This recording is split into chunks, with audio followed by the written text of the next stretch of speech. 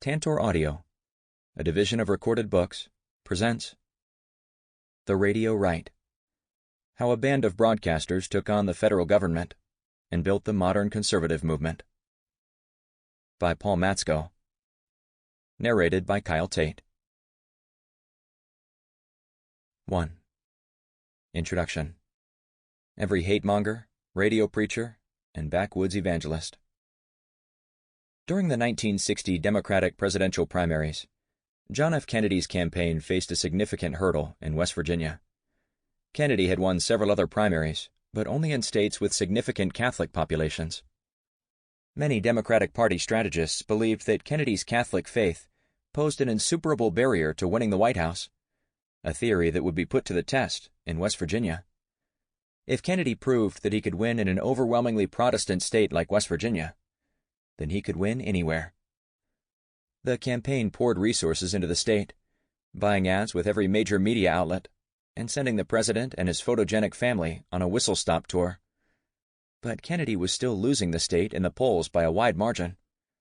The reason wasn't much of a secret, according to the campaign's internal pollster. He was a Catholic.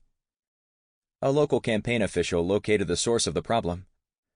If Kennedy lost, it would be because every hate-monger, radio preacher, and backwoods evangelist is being stirred up for an assault which will make 1928 look pale by comparison. That was a reference to the general election in 1928, when Democratic presidential candidate Al Smith, also a Catholic, had lost West Virginia in a nearly 20-point landslide, roughly the same margin of defeat that the polls were predicting for Kennedy 32 years later. As future Senator Ted Kennedy told his brother, the problem was not that ardent anti-Catholic religious extremists represented a particularly large block of votes, but that through their constant harassing technique, they would make John F. Kennedy's, JFK, candidacy a referendum on religion, and thus alienate modern Protestant voters otherwise sympathetic to the Democratic platform. Although the campaign did not specify who these radio preachers were, the radio preacher with the widest coverage in the state at the time was Carl McIntire, a fundamentalist minister based in New Jersey. He might not have been a West Virginian, but his radio program aired on 3 stations there during the 1960 primary, including a station that covered the 2 largest cities in the state.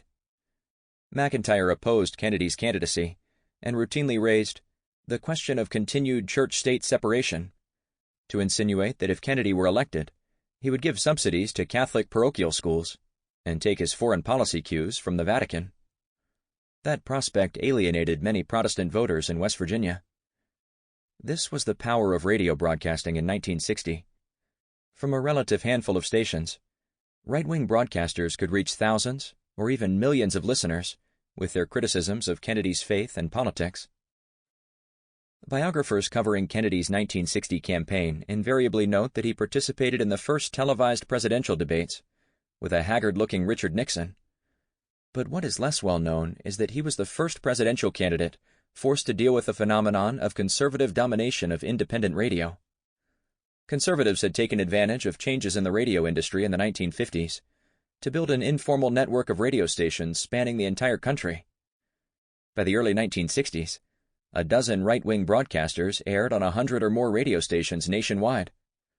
Several had annual incomes of more than $1 million a year. Carl McIntire had the largest media footprint, with a weekly listening audience estimated at 20 million, or 1 in 9 American households. The election of 1960 marked the first time these conservative broadcasters flexed their political muscle on a national stage. A quick look at Chart Figure 1.1, which counts the radio stations that aired McIntire's program, illustrates both the precipitous rise of right-wing radio and the scale of the problem confronting John F. Kennedy. As the chart indicates, McIntire's radio show, the 20th Century Reformation Hour, aired on just 2 stations in 1957, but by 1960, that number had swelled to more than 100 stations spread across the nation. A near exponential growth curve meant that these radio preachers were no longer just a backwoods problem. Kennedy responded to the crisis in West Virginia by forming a strategic alliance with the National Council of Churches. With 45 million members, the National Council of Churches was the largest religious organization in the United States. It had its own set of concerns regarding conservative radio preachers, detailed in Chapter 6, so it was happy to provide Kennedy with Protestant covering fire. The campaign quickly mailed a selection of pro-Kennedy quotes from National Council of Churches executives to every Protestant minister in West Virginia, encouraging them to read the endorsements aloud to their congregations in the weeks leading up to the vote. The tactic helped Kennedy win the West Virginia primary. Kennedy learned two very important lessons from the episode. First, that right-wing radio was a serious political threat. And second, that dealing with these broadcasters required cooperation with allied interest groups. Kennedy would need that kind of help again. The overriding priority of a first-term president is becoming a second-term president. Kennedy had beaten Richard Nixon in the 1960 general election by the thinnest of margins, just 118,574 votes out of the more than 68 million cast, and he expected an equally tough rematch in 1964. But while the West Virginia crisis was Kennedy's first encounter with right-wing radio, it would by no means be his last. Conservative broadcasting continued to grow during Kennedy's term in office.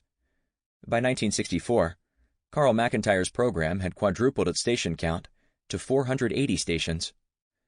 The threat of right-wing radio had metastasized from a West Virginia problem in 1960 to a national problem by 1964, a situation drawn in sharp relief by maps which show the radio stations airing McIntire's program during those 2 years. These maps are of interest not only for the sheer number of stations dotting the country, and McIntyre had at least one station in all 50 states, though never all at the same time, but also for where they were concentrated. Of McIntire's 480 stations in 1964, over half, or 262, were in the South. This New Jersey preacher had built a massive audience below the Mason-Dixon line.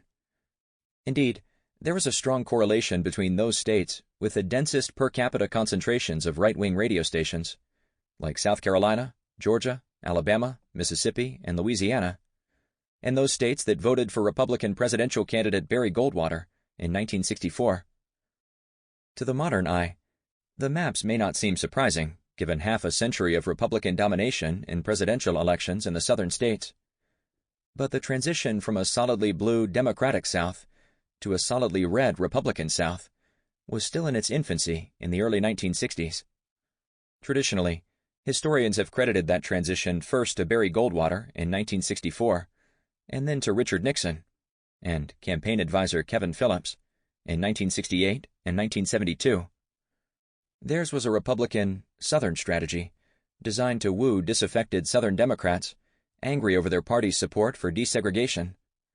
Yet, as this map suggests, the contours of the Southern strategy were laid down years in advance of either candidate.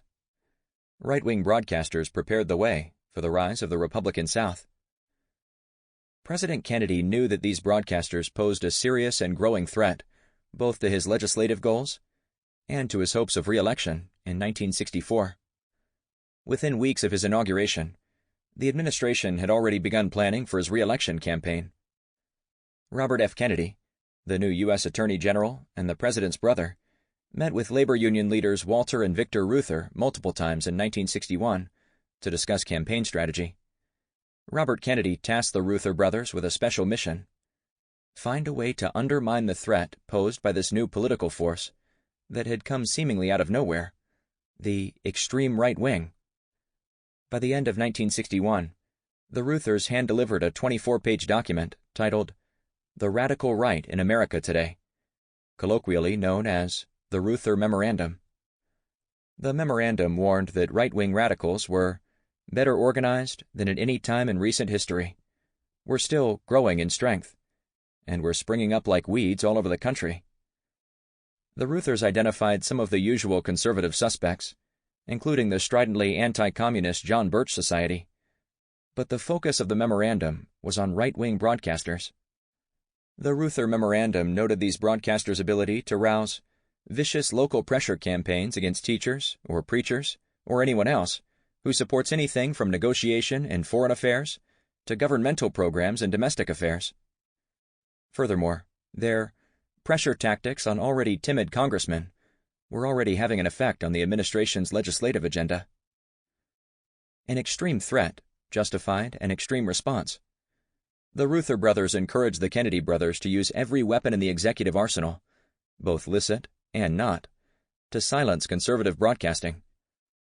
As this audiobook details, the Kennedy White House would implement each of the major planks of the Reuther Plan, using the Internal Revenue Service to target conservative broadcasters with audits, and the Federal Communications Commission, FCC, to selectively enforce regulations for radio stations airing right-wing programs.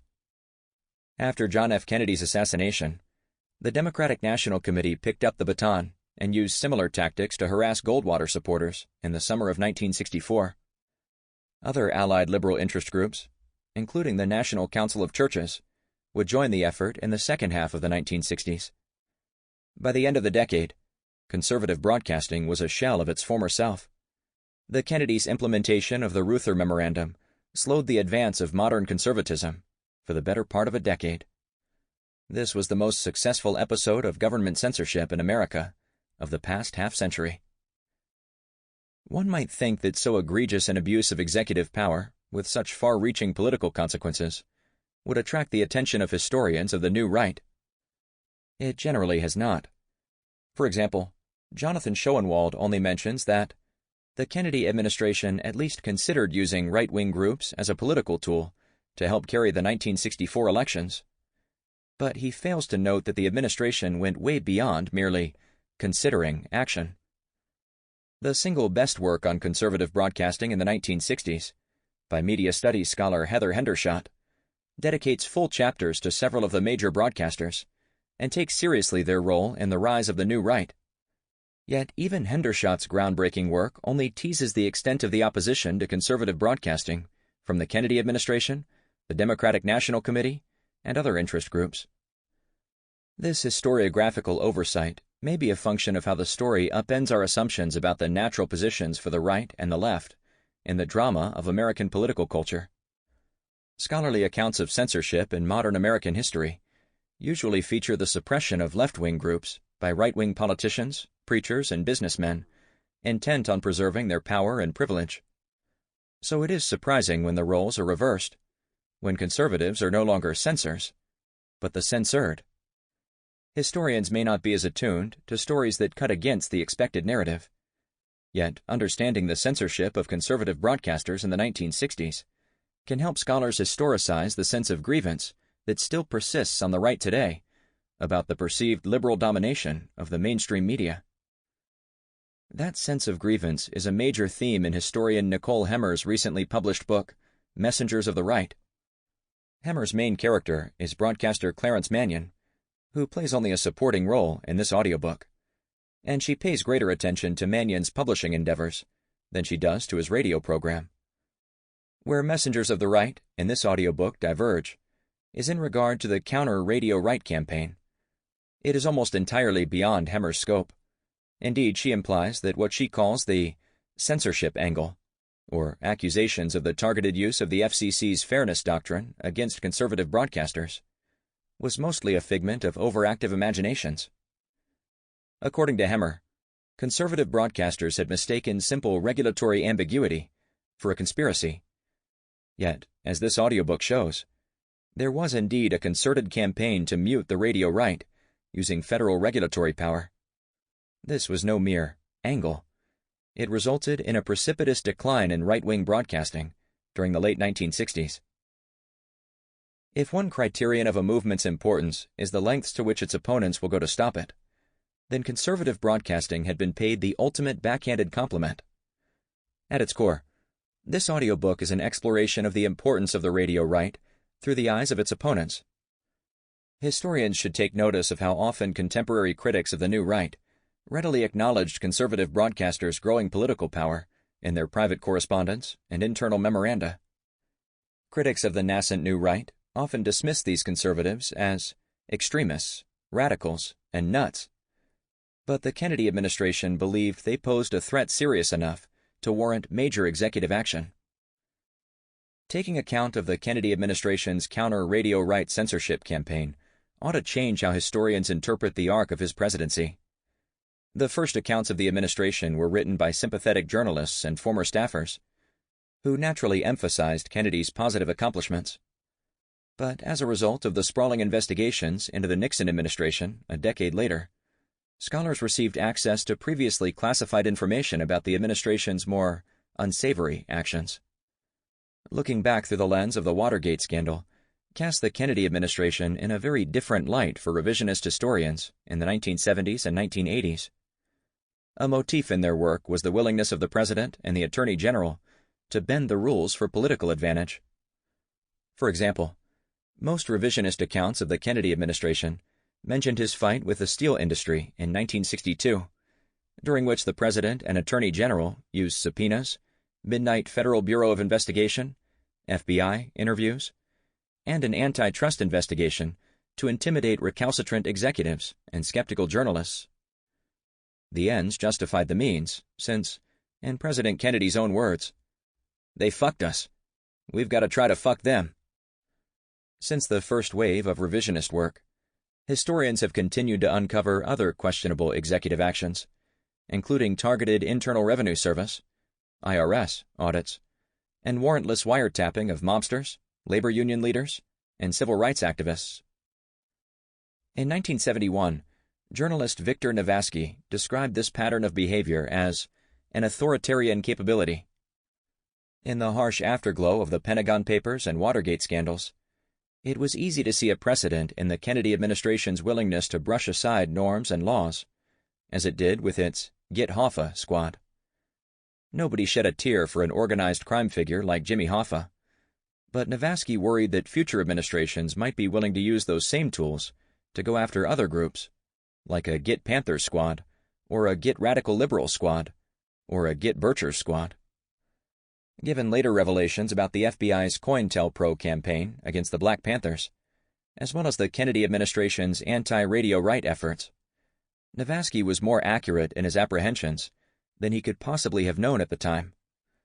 As one biographer later noted, while discussing the Kennedy administration's misuse of the IRS, "Luckily for the Kennedys, Richard Nixon's later bid to politicize the IRS was egregious enough that when Congress got around to investigating, it focused mostly on Republican abuses and less on Bobby's."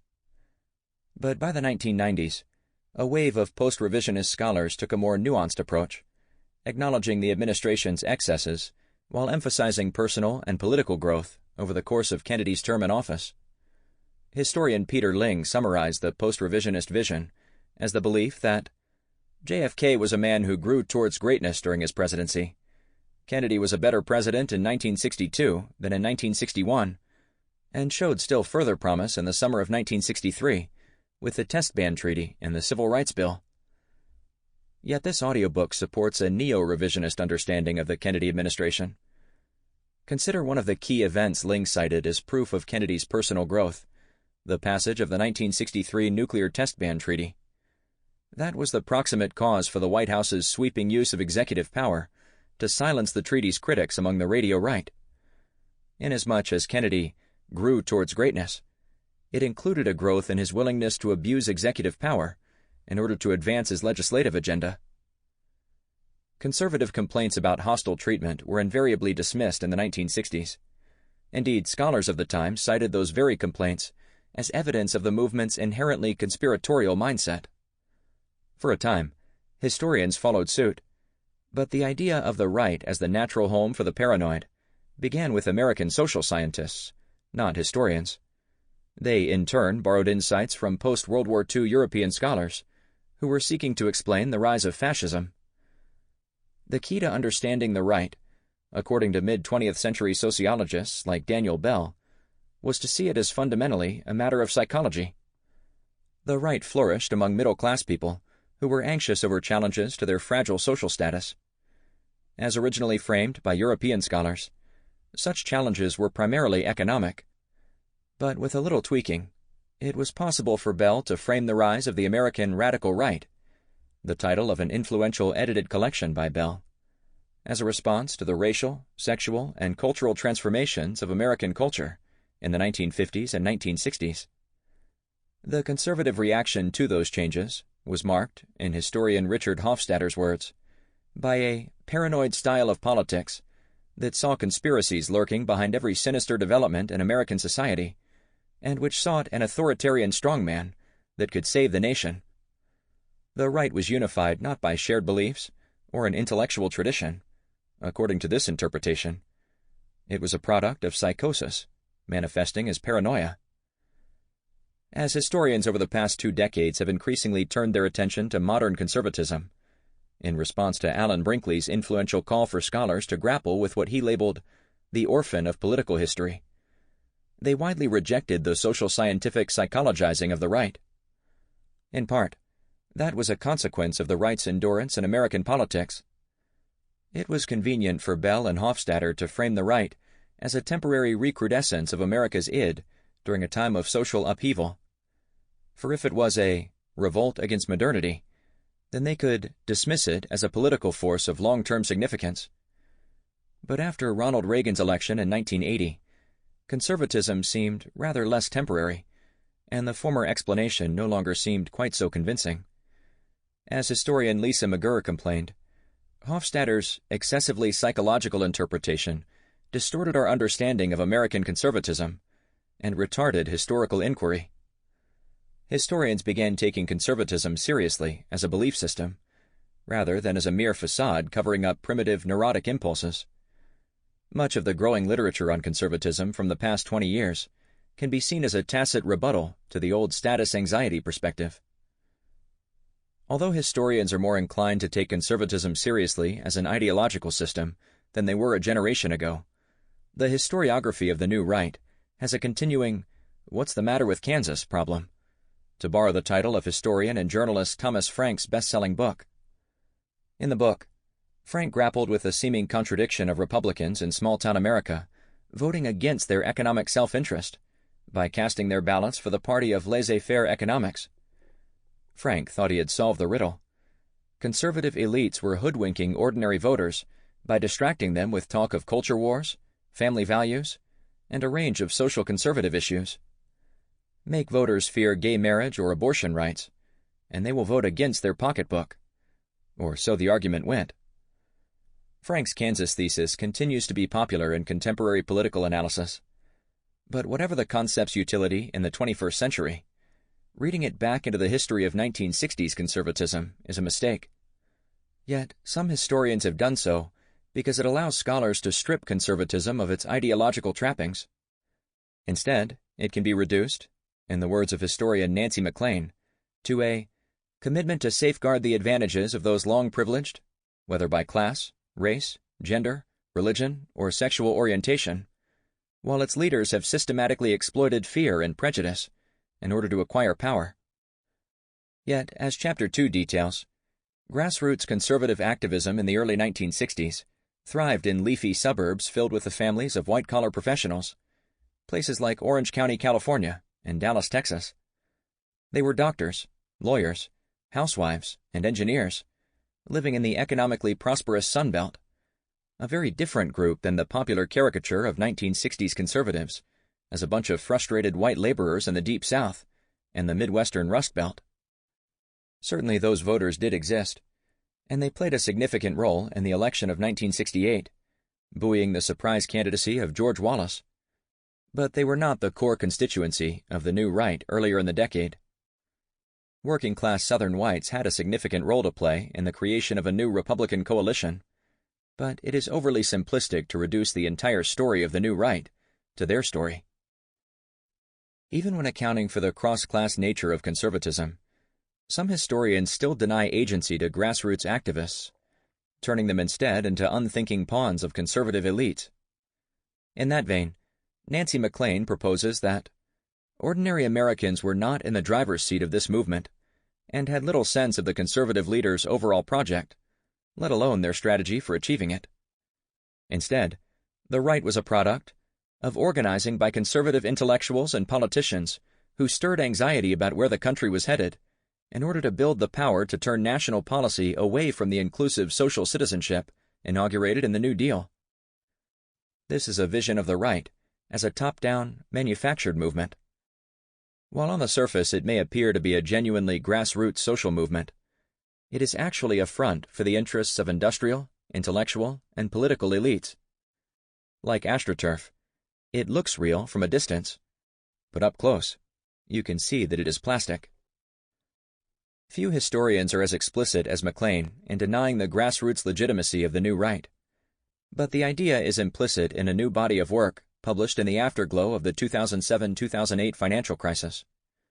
Historians like Kim Phillips Fine, Bethany Morton, Benjamin Waterhouse, and Kevin Kruse have undertaken a corporate turn in the study of the right. Each identifies specific corporate interests that funded right-wing think tanks, periodicals, and even preachers. And there were many connections between the right and the business world, even in broadcasting. One of the three most influential conservative programs of the 1960s, the Facts Forum, was solely funded by Texas oil man and millionaire H.L. Hunt, who inserted advertisements for Hunt-produced household goods in between turgid paeans to the free market system. If Hunt had added a Hollywood celebrity, like Ronald Reagan, to his show, he would have had a knockoff version of the General Electric Theater. All that is to say, while the corporate turn has real historical value, at least some part of its popular appeal comes from the way in which readers have been primed by the financial crisis to blame America's political and economic ills on big corporations, a sentiment that is then read back into the history of the new right. Yet, this historiographical trend has minimized the contributions of grassroots activists who had little or no connection to corporate interests. Framing the entire new right as a corporate creation is a mistake. As we will hear, Chapter 2 describes a national boycott of Eastern European imports led by suburban housewives, who would have taken offense at being called simple-minded dupes. And, even among broadcasters, H.L. Hunt's corporate financing model was an outlier. A majority of the top-earning conservative programs were almost entirely financed by small listener contributions, $1 a month here, $5 a month there, adding up to annual budgets of $1 million or more per broadcaster. Conservative radio's standard fiscal model more closely resembled a national public radio pledge drive than it did a corporate front. Again, as with the Reuther Memorandum, it can be instructive to consider what the new right's most trenchant opponents thought of the movement. The Kennedy administration did target conservative leaders, particularly broadcasters, but that was precisely because of those broadcasters' ability to harness authentic grassroots outrage and direct it at the administration. The Kennedys and Reuthers respected the irritating resourcefulness of the conservative grassroots. Historians should follow their lead. Yet, if the rise of modern conservatism was neither propelled by a primal sense of status anxiety, nor merely a product of corporate interests, then what can explain why growing numbers of ordinary conservatives began to engage in grassroots activism during the early 1960s? Historians have assumed that figuring out the origins of the new right requires identifying which issue, or set of issues, opposition to civil rights, feminism, abortion, secularization of education, and so on, activated conservative outrage and stimulated social movement formation. But there is no sui generis idea or issue to which we can link the rise of the right. Simply put, the answer to the question, where did the right come from, depends on whom and when historians focus their attention. However, there is a theme that unites all such answers. Each explains the rise of conservatism by pointing to a shift in the demand for conservative ideas, making outrage over new social or political developments the key to understanding how potential conservatives became actual conservatives. A housewife, previously apathetic about politics, finds a sex education book in her child's backpack and then runs for a seat on the school board. A small-town businessman opens the newspaper to read about the Supreme Court's decision in Roe v. Wade and decides to donate money to a pro-life organization. Framed this way, exposure to a cultural transformation, in this example the sexual revolution and reproductive rights, alienated a group of people. That sense of alienation created a demand for conservative alternatives, something to explain what went wrong in America and what could be done to fix it. The most highly motivated of these new conservative converts were then willing to engage in political activism. This framework leaves historians to ask which hot-button issues were most effective at stimulating conservative outrage and activism. The hunt for the correct issue has led to internecine historiographical squabbles over which issue was most important or most pervasive. This is Sample complete. Ready to continue?